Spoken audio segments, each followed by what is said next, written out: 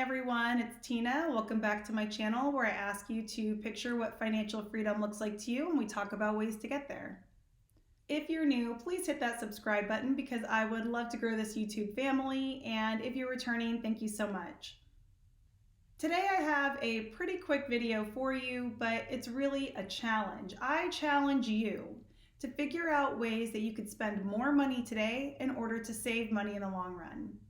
I have two examples of this where I've done it in my own life, but frankly, I think if I really poked around and looked around my house, I would find more examples to give you. But I really want you to look at some of the ways that you spend money on a habitual basis. I want you to decide if there's a better way for you to do this so that you can either buy it in volume or go about it in a different way so that you are saving some money.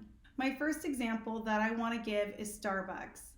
Starbucks comes up all the time. I know that people have talked about the latte effect or the small bits of money that you spend every day that ultimately can add up to a large amount of money that you could have invested or set aside or used for debt repayment. I am similar in that I was spending about $5 per day on work days to run to Starbucks.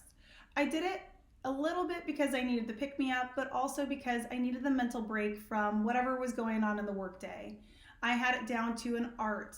I would order on my mobile app, I would step out, grab the coffee, and be back to my desk all within 15 minutes. After some time, I realized it didn't make sense for me to go into the office every day, and I began telecommuting.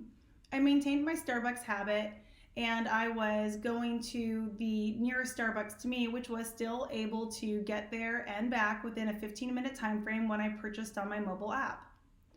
But it dawned on me, I'm at home now. Do I really need to run to Starbucks? I started to investigate espresso machines. They run the gamut, trust me. You can find them as little as $100 and they go up to thousands. I settled on a Breville infuser. This was such a smart purchase for me. I was able to run upstairs and make my own espresso in my 15-minute break and also just relax instead of rush off someplace and get back to my desk. The cost of the infuser was $575 or thereabouts, and I was averaging about $5 per day at Starbucks.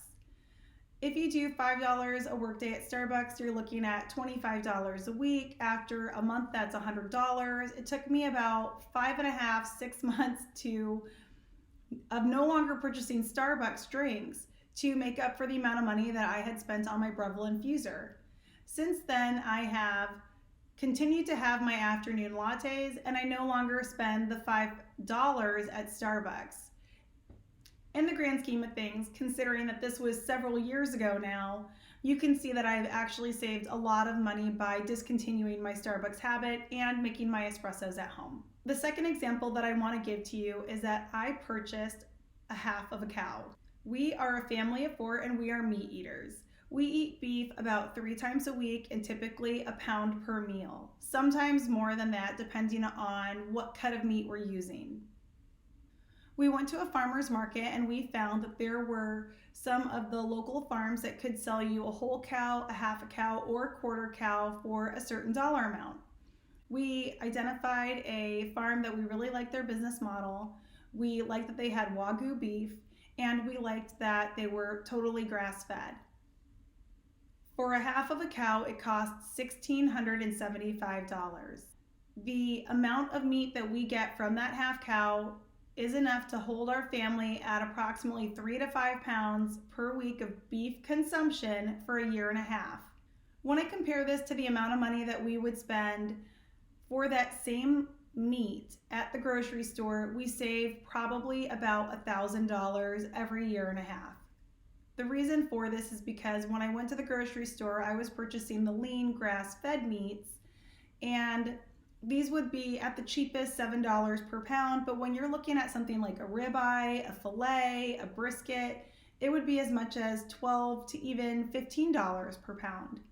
So to do the math, I estimated that I was spending about $10 per pound, and for the quantity of meat that we had I bought it at the store, it would be equivalent to about $2,600.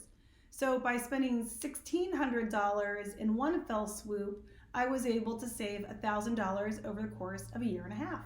Other examples that immediately come to mind are purchasing things in volume. I don't necessarily do this for myself where I've worked out the math to share with you today, but I know there are a lot of YouTubers out there who talk about getting Costco memberships and purchasing things in bulk from Costco because the cost of something at volume can be significantly less than if you buy it piecemeal as you consume it. If you have storage, if you have the ability to hang on to these things, whether you let that sit in your garage or in a freezer or in a storage shed, if you can buy it in bulk, a lot of times you can save some money. So again, I challenge you, what are ways that you can spend more money now to save money in the long run? Let me know in the comments. I'd be really happy to hear what you've got and any tips I may apply to my own life. Bye everyone, see you in the next video.